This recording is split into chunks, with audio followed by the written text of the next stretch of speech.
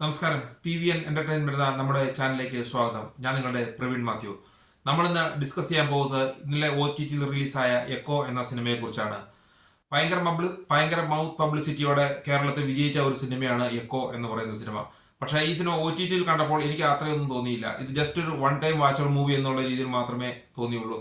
അതും വേണമെങ്കിൽ മാത്രം കണ്ടാൽ മതി എന്നുള്ളൊരു സിനിമ. ഇത് മൗത്ത് പബ്ലിസിറ്റിയിൽ ഇത് ഭയങ്കര സിനിമയാണെന്നാണ് പറയപ്പെടുന്നത്. പക്ഷേ അങ്ങനെയൊന്നുമില്ല. ഈ സിനിമയുടെ സ്റ്റോറി ടെല്ലിംഗ് വളരെ മോശമാണ്. കാരണം ഒരു നല്ല രീതിയിലൊരു കൺക്ലൂഷൻ ഇല്ലാത്ത ഒരു സ്റ്റോറിയാണ്. എന്തൊക്കെയോ പറഞ്ഞു പോകുന്നു. കുറെ സസ്പെൻസ് രംഗങ്ങളും കുറെ അൺഎക്സ്പെക്റ്റഡ് ആയിട്ടുള്ള രംഗങ്ങളും കുറെ ഭീകരമായ രംഗങ്ങളും അങ്ങനെയെല്ലാം കൂട്ടിക്കലർത്തി ഉള്ള ഒരു സിനിമ.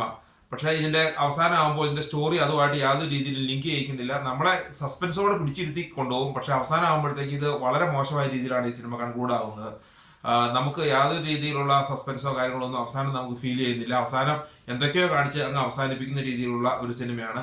ഈ സിനിമ എങ്ങനെ വിജയിച്ചു എന്ന് നമുക്കറിയത്തില്ല.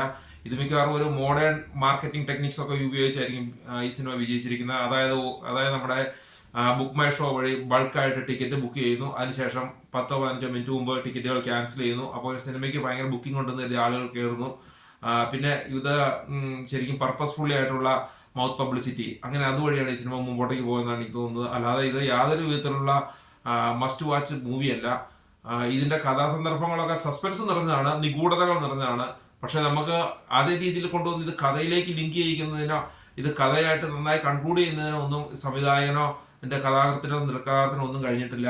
നമ്മളെ പിടിച്ചിരുത്തുന്നു. എന്തൊക്കെയോ ഉണ്ട് എന്ന് കാണിച്ച് കൊണ്ടുപോയി ഇത് സിനിമ അങ്ങ് അവസാനിപ്പിക്കുന്നു. പക്ഷെ ഇതിന്റെ രീതി ചിന്തിച്ചു കഴിഞ്ഞിട്ടുണ്ടെങ്കിൽ ഇത് സ്പോയിലറാണ് എങ്കിലും ഞാൻ പറയാം. ചിന്തിച്ചു കഴിഞ്ഞിട്ടുണ്ടെങ്കിൽ നമുക്ക് മനസ്സിലാവും ഇതിങ്ങനെയൊന്നും ചെയ്യേണ്ട കാര്യമില്ല. കാരണം ഒരു പോലീസുകാര് ഇതിലെ പീയൂഷ് എന്ന് പറയുന്ന ആളെ ചോദ്യം ചെയ്യാൻ വേണ്ടി അയാളുടെ ഫോളോ ചെയ്യുന്ന രംഗമുണ്ട്. പോലീസുകാർക്ക് ഒരിക്കലും അവരവരുടെ യൂണിഫോം എടുത്ത് പോകേണ്ട കാര്യമുള്ളൂ.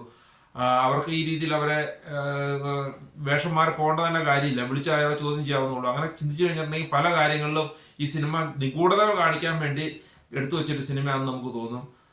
ഇതൊരിക്കലും ഒരു മസ്റ്റ് വാച്ച് മൂവിയൊന്നുമല്ല. വേണമെങ്കിൽ കണ്ടാൽ മതി. കണ്ടുകൊടുത്ത സമയം കളയാന്നേ ഉള്ളൂ.